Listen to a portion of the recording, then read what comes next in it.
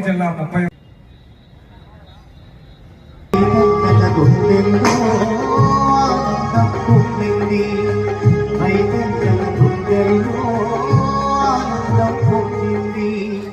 రైతన్నల గుండెల్లో ఆనందం పొంగింది. ఎత్తుల గంటలు గీకరించక మెడలో ఉమ్మలు గలగలలాడ చిరుల పురులను పండించగా అన్నదాత రైతన్న కదిలరా.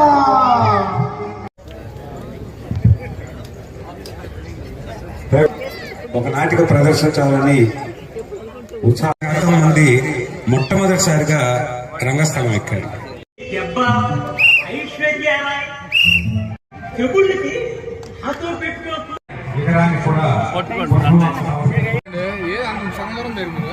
అందరూ అటు ఇటు బెండ్ల కెమెరా అయితే నేను తెస్తుంటాగా చేసే అవసరం ఇంత ఒటికి దుక్కు నిమ్మలేదు, ఎరువు బండి అవసరం లేదు. పోవాలి వ్యవసాయంలో మా పొలాలనే పురుగు పట్టింది, మొదట కూడా వచ్చింది.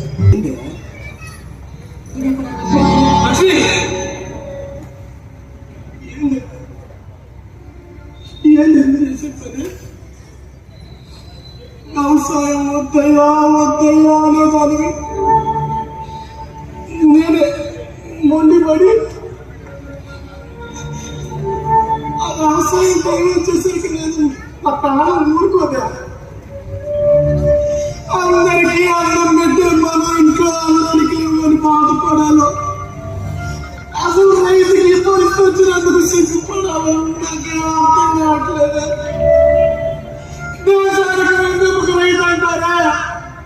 రైతుల వెన్నెముకలు విరిగిపోతున్నా ఎవరు పట్టించుకురా. ఈ తాగుడు పెట్టలేదు.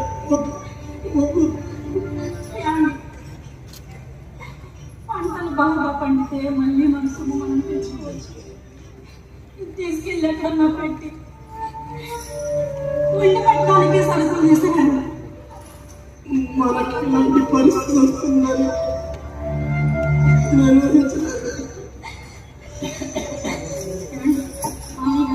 మొత్తం అప్పుగానే ఇచ్చాను. పంట వచ్చిన తర్వాత అంతా నాకే ఇస్తాను ఒప్పుకున్నావు.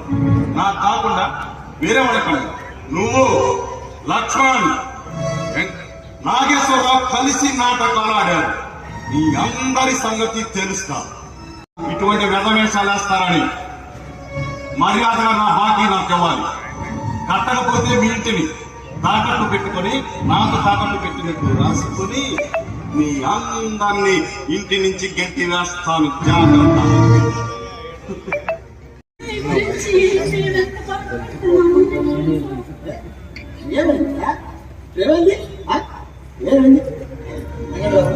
ఏంటో నువ్వు చేసిన పని ఇప్పుడు అందరూ అంత టెన్షన్ పడుతున్నారు. నేను పోయేటప్పుడు చెప్పుకోవచ్చు కదా, మనం సుబ్బారావు గుంటూరులో ఉన్నారంటే దగ్గరికి వెళ్ళాను కదా. ఆ సంచిలో 2 లక్షల డబ్బులు ఉన్నాయి కానీ తీసుకెళ్ళి ఆ జగన్కి ఇచ్చినమ్మా. వచ్చేటప్పుడు ఇంకెంత బాగా చీటీ రాయించుకున్నా.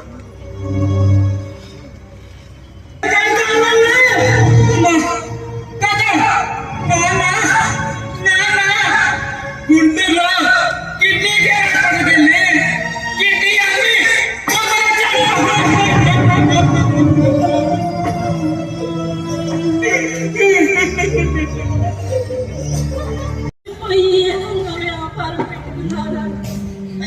నా మాట విను నాన్న.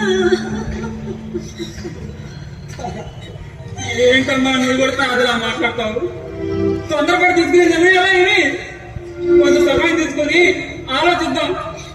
బాబాయ్ అని చెప్పినట్టు కొంత సమయం తీసుకొని నన్ను దీనితో నేను కలుపుకోమ్మా, దీనిలో కలుపుకో తల్లి, కలుపుకో.